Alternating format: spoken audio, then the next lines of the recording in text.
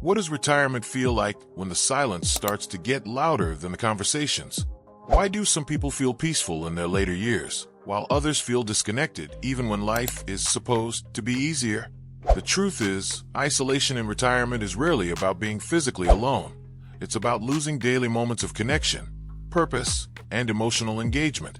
The good news is that this can be changed without big lifestyle overhauls or complicated social plans. In this video, we'll explore practical, real-world ways to rebuild a sense of connection and meaning in everyday life. These are simple habits that help you stay emotionally active, socially grounded, and mentally engaged so retirement feels less like withdrawal and more like a calm but fulfilling new chapter. 1. Rebuild micro-connections with familiar places. One of the fastest ways to reduce isolation is not through big social events, but through repeated, small interactions with familiar environments. Human connection does not always require deep conversation. Sometimes it begins with recognition. When you regularly visit the same small places, a local shop, a park bench, a tea stall, or a morning walking route, you naturally begin to form light social bonds. The cashier recognizes your face. The neighbor starts greeting you. The park becomes familiar rather than anonymous. These micro-connections matter more than they seem. They create a subtle psychological shift where you move from being unknown to being recognized. That recognition builds a sense of belonging without pressure or effort. The key is consistency. You are not trying to force friendships.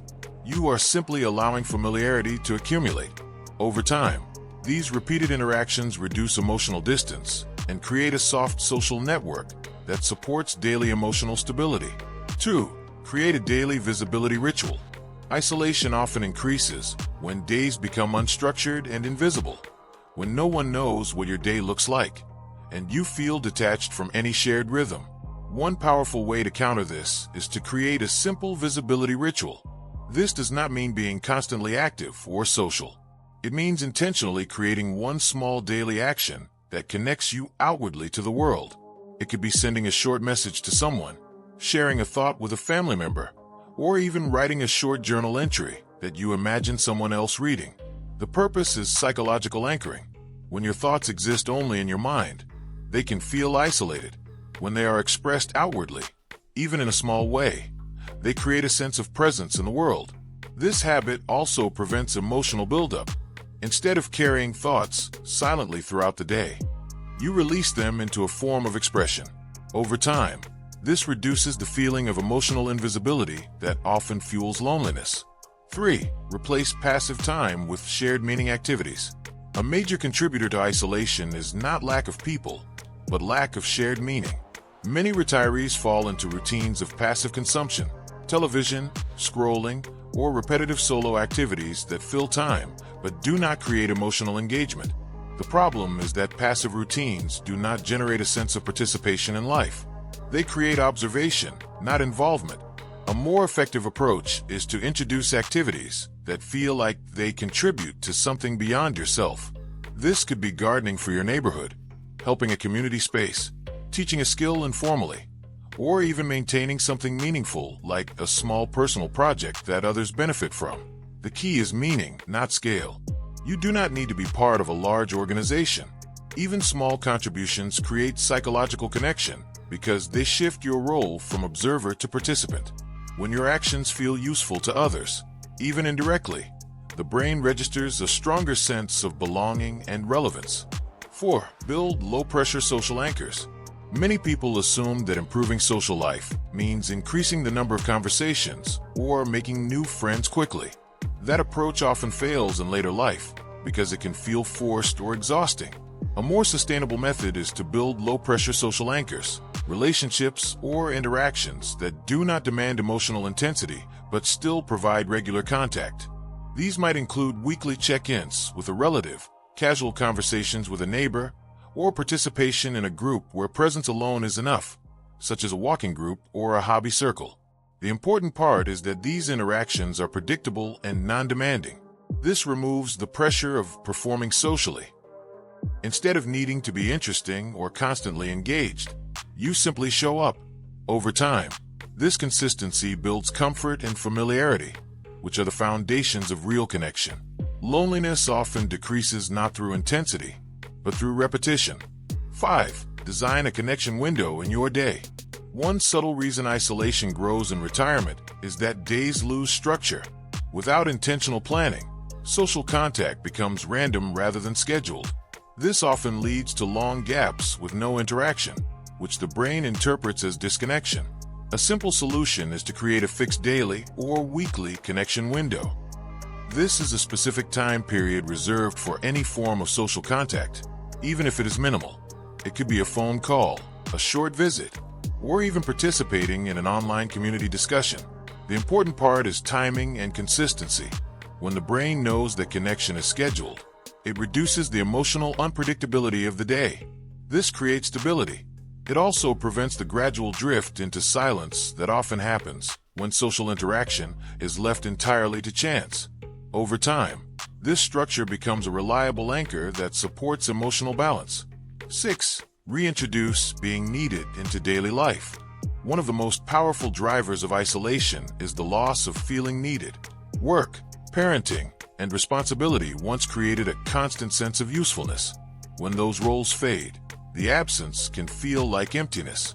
To counter this, it is important to reintroduce small forms of responsibility that make you feel relied upon.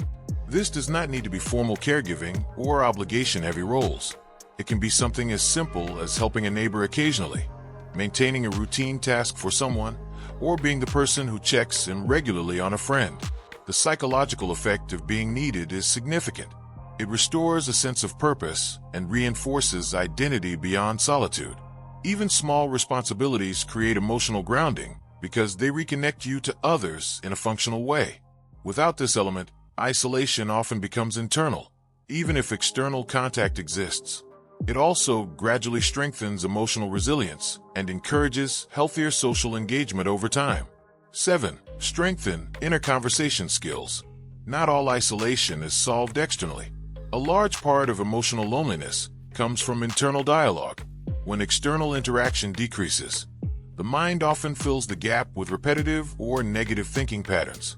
This is why learning to manage your inner conversation is important. Instead of letting thoughts loop without structure, it helps to consciously redirect attention toward constructive reflection. This can be done through journaling, speaking thoughts out loud, or simply structuring your thinking at the end of the day. The goal is not to suppress thoughts, but to organize them so they do not feel overwhelming or isolating. When the internal world becomes calmer and more structured, external solitude feels less heavy. The mind becomes a companion rather than a source of emotional weight. Over time, this reduces the emotional intensity of being alone and makes solitude feel more neutral or even peaceful. 8. Turn solitude into intentional presence. The final shift is perhaps the most important. Isolation becomes painful when it feels accidental, unchosen, or permanent. But solitude changes character completely when it becomes intentional. Intentional solitude means you are not simply left alone, but actively using your time in ways that feel meaningful to you. This could be learning something, creating something, or simply spending quiet time in a way that feels nourishing rather than empty. The difference is mindset. Passive solitude feels like absence.